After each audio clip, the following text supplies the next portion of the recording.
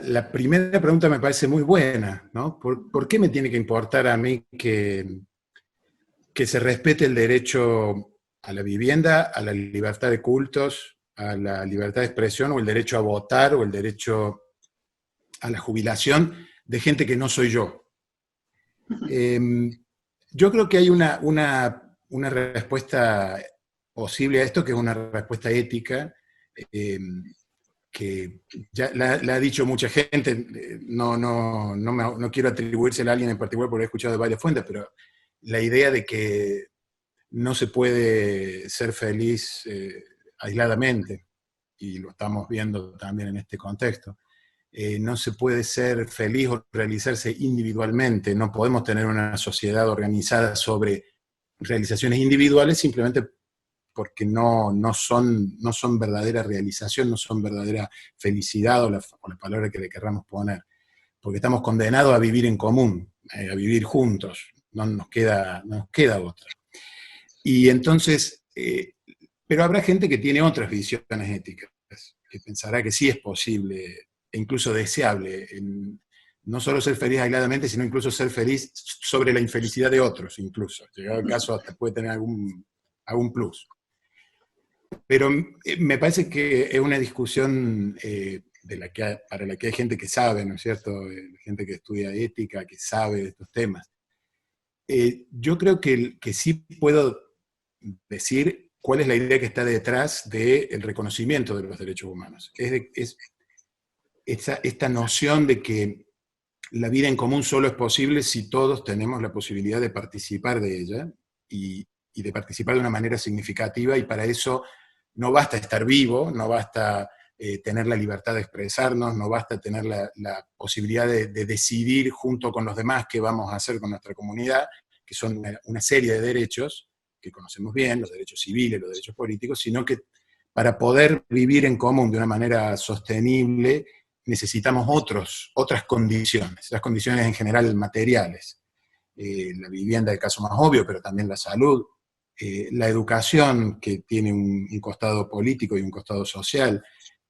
Sin eso la vida en común no es posible. Esa es la idea que está detrás de las declaraciones, y que al haberlas adoptado como derecho y como un compromiso legal, hasta cierto punto la motivación interna que tenga cada uno o cada una para respetarlo pasa a un segundo plano en el ámbito del derecho. En el ámbito del derecho, la motivación por la que la gente se para delante de un semáforo en rojo no es tan importante como el hecho de que se pare efectivamente.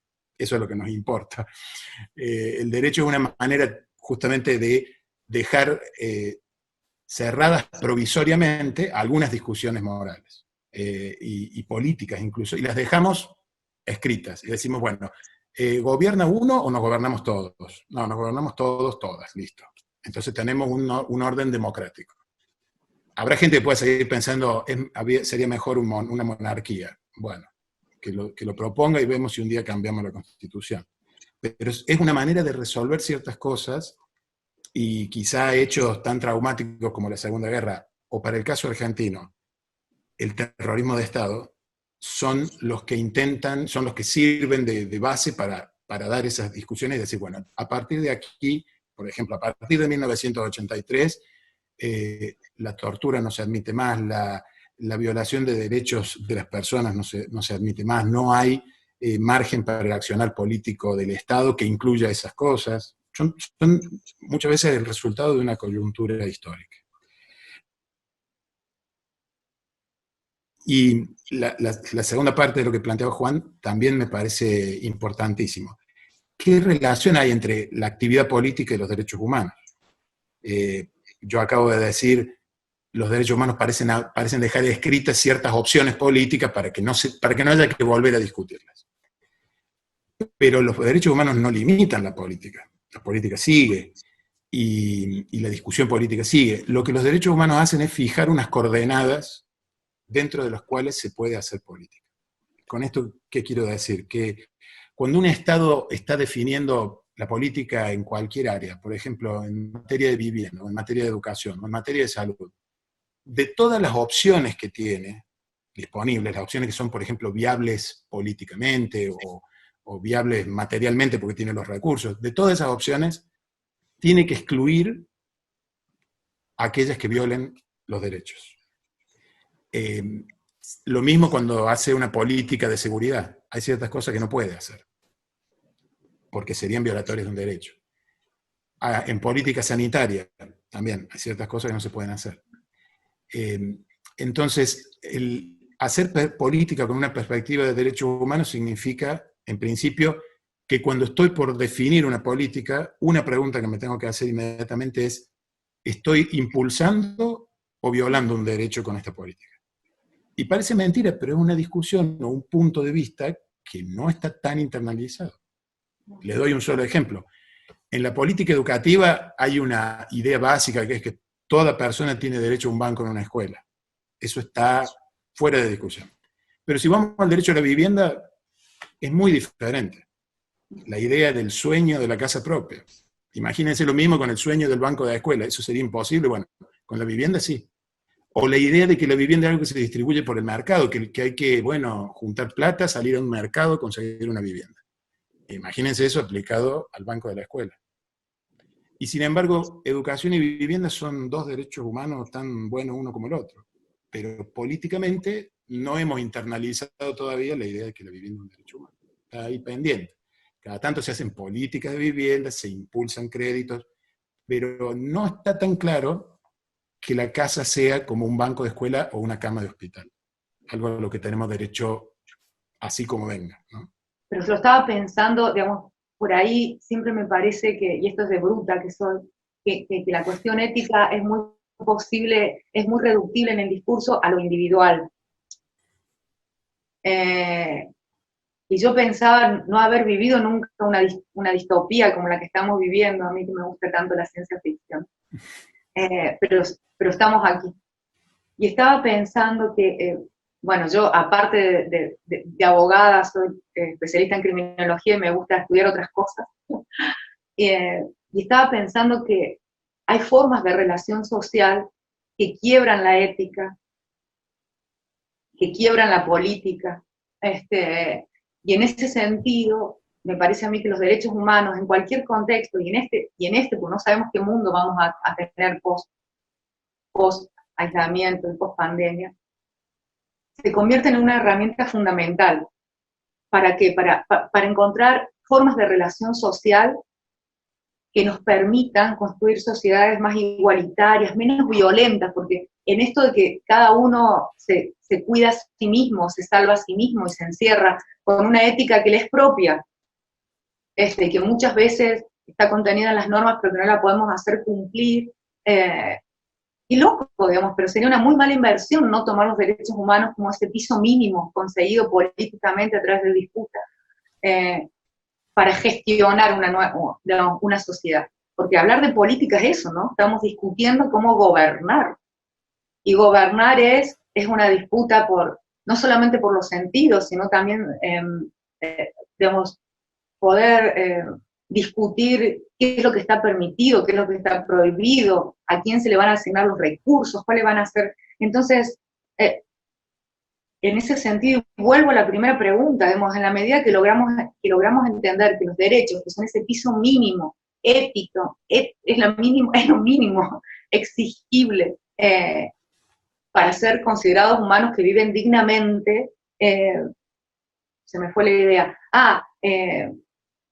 Solamente en la medida que entendamos eso vamos a poder comprender que vamos a construir sociedades en donde ni siquiera el que va a tener más ejercicio de derechos, es decir, más acumulación de riqueza, más posibilidad de acceso a ejecutar verdaderamente sus derechos, tampoco va a estar a salvo. Entonces es mucha pandemia lo mío, pero bueno, es el contexto. Solamente pensando los derechos humanos como un límite, como una guía rectora, y la guía rectora es para la política, es para la que toma las decisiones. Y me parece que en ese sentido es no admitir dejar determinados colectivos de lado o no respetar determinadas vulnerabilidades, es una forma de gestión política y tiene que ver con el respeto de los derechos humanos. Porque que no me pase a mí significa que me va a pasar prontamente. es un error. Yo que tengo todo mi ejercicio profesional a partir de lo que es el ejercicio del derecho penal, es impresionante como la gente piensa que nunca le puede pasar, hasta que un día te pasa, porque pasa. Y no importa la clase social, no importa el género, no importa, no, algún día terminás cerca de un tribunal y terminás cerca de la policía. Y recién ahí empezás a pensar que, entonces, ¿qué relación tiene mi derecho a la vivienda con el del otro? ¿O mi derecho a la libertad de circular con la del otro? ¿O mi derecho humano básico con el del otro? Y tiene que ver, porque ¿y quién es Bertolt Brecht? Que dice, bueno, mañana me vienen a buscar a mí, y eso es así. No es un mito que mañana me vienen a buscar a mí.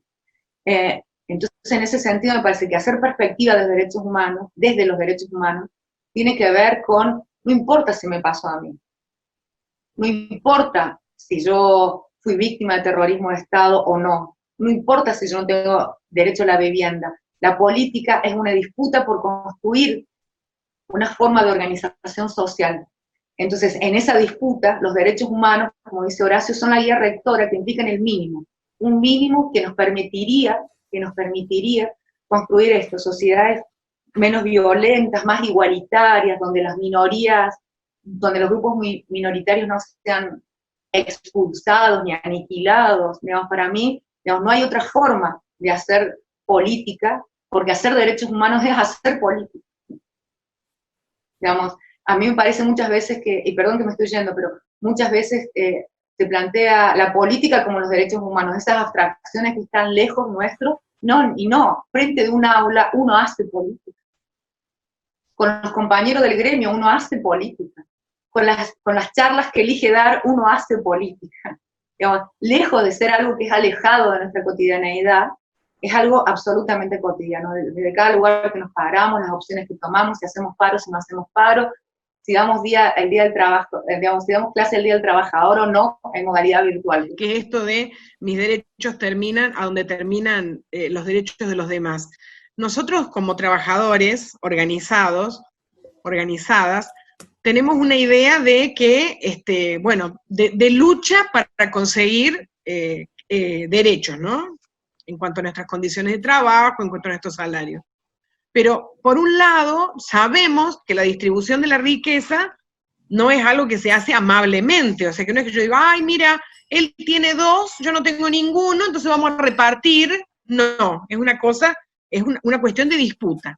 Muchas veces, nosotros, nosotras, nosotres, pensamos que nuestras condiciones de trabajo las vamos a conseguir de un modo amable, porque las pedimos, porque las merecemos, porque bueno, es nuestro derecho, ¿no? Entonces quiero a que nos ayuden a pensar como trabajadores esto de que, si bien los derechos los tenemos, poder ejercerlos muchas veces tiene que ver con disputas, tiene que ver con luchas, tiene que ver con peleas, digamos, ¿no? Vamos a poner la palabra disputa, que aunque parece una mala palabra, como decía Mafalda, no lo es.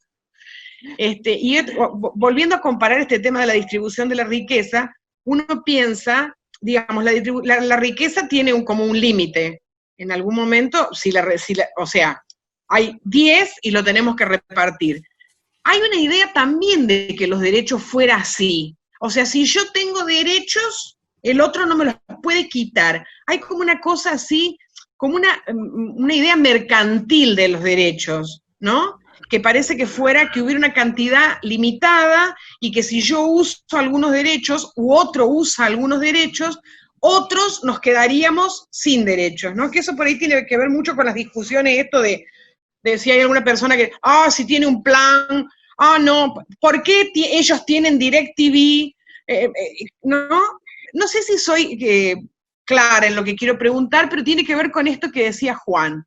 Terminan, comienzan, hay una idea de comienzo y de término de los derechos humanos, y por otro lado vincularlo un poco con esto de las disputas para poder ejercer.